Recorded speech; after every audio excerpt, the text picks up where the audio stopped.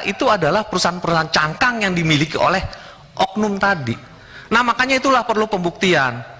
Makanya itulah perlu pembuktian dari dari penyidiknya sendiri. Mungkin itu, Prof, cukup dari kami. Terima kasih pimpinan. Anggota. Dikit saja, ini teknis saja. Tadi atas seizin Pak Ketua Pak Mahfud, materi yang tadi disampaikan sekretariat bisa mengkopinya supaya kita bisa mengikuti penjelasan ini. Itu saja, makasih. Ntar diminta untuk dikopi. Sudah dibagi belum? Oke, itu aja ya Pak Inja ya. Terima kasih Pak Mahfud, Pak Ivan. Terkait dengan tadi di awal intro untuk menyampaikan para pihak, mungkin Pak Arteria dipersilakan. Enggak, dipersilakan. Terakhir, oke Pak Arsul, silakan Pak Arsul. Silakan Pak Arsul.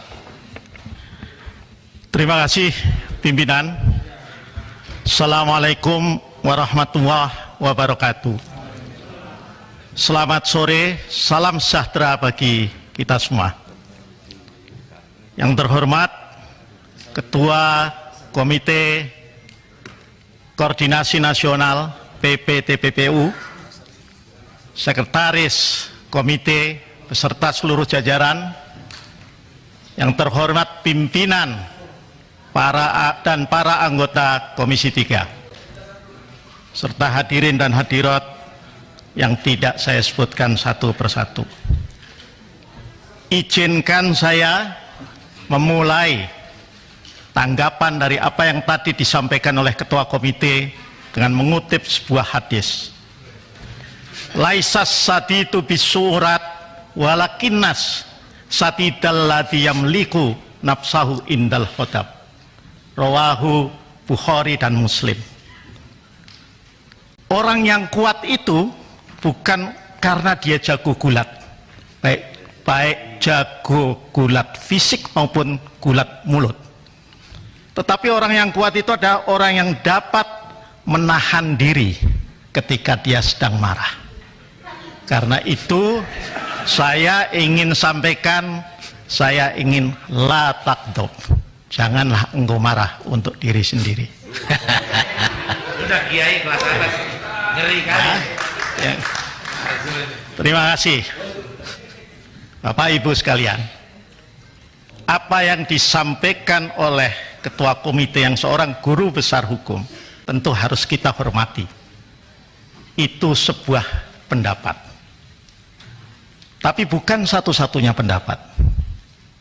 Dan dalam hukum, kita yang berlatar sarjana hukum, kita semua hafal ya. Twee juristen dry meningen. Kalau ada dua sarjana hukum, ada tiga pendapat ya. Jadi tentu kita hormati Pak Menko punya pendapat yang berbeda dari yang saya sampaikan ya. Pak Menko berpendapat apa yang tidak diatur dalam TUSI, tugas dan fungsi Perpres nomor 6 2012, maka boleh dilakukan berbasis asas dalam hukum muamalah. Apa yang tidak dilarang boleh dilakukan ya. Tentu itu juga bisa saya terima, tapi boleh juga saya berpendapat bahwa apa yang tidak ada dalam TUSI sejatinya juga kalaupun tidak boleh harus hati-hati dilakukan. Memang dalam hukum administrasi pemerintahan ada konsep phrase emerson, konsep tentang diskresi.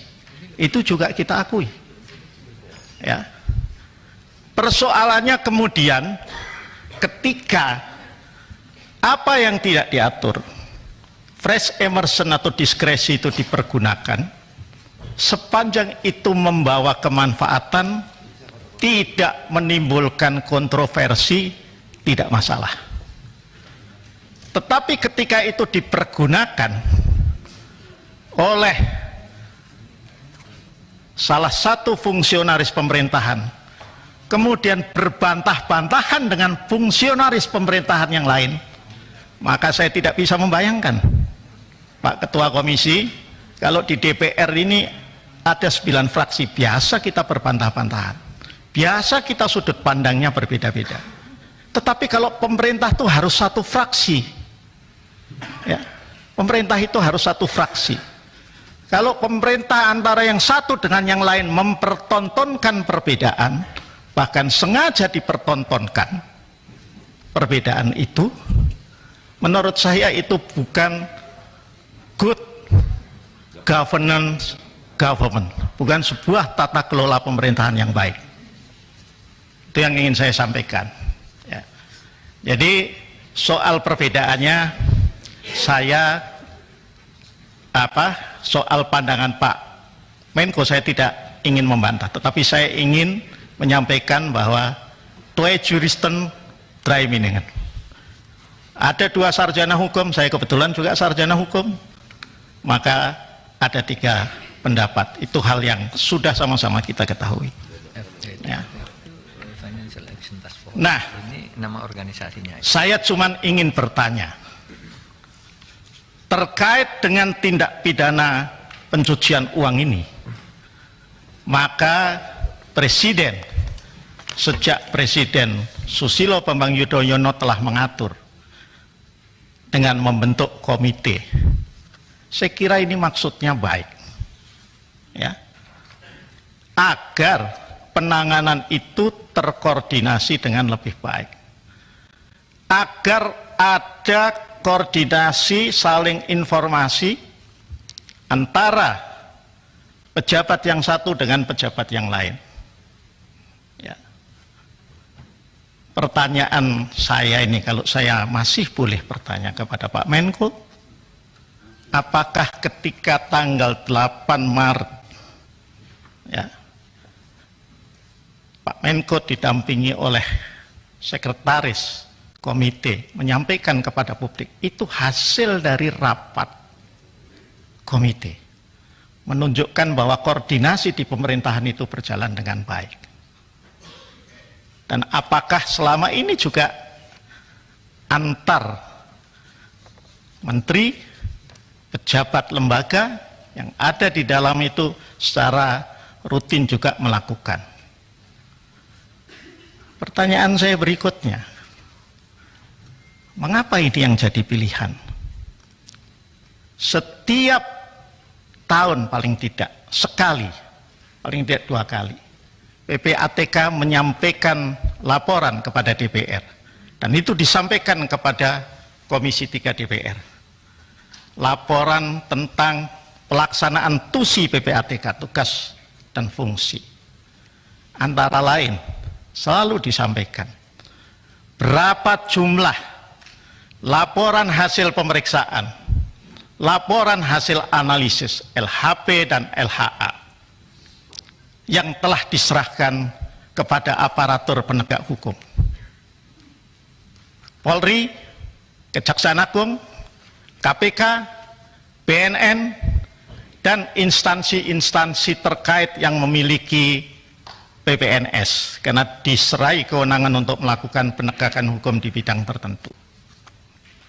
Dan laporan Pak Ivan selama ini, bahkan yang terakhir saya kira ketika kita rapat kerja, Bapak menyampaikan dari seluruh jumlah LHP dan LHA, 35–40% saja yang di follow up. Pertanyaan saya adalah, mengapa tidak kemudian yang menjadi pokok persoalan di internal pemerintahan itu adalah tingkat follow up-nya hanya 35–40%. Kita tidak bicara angka, kita tidak bicara kementerian atau lembaga tertentu sehingga tidak ada yang terpojokkan. Tetapi kita bicara tentang apa persoalannya.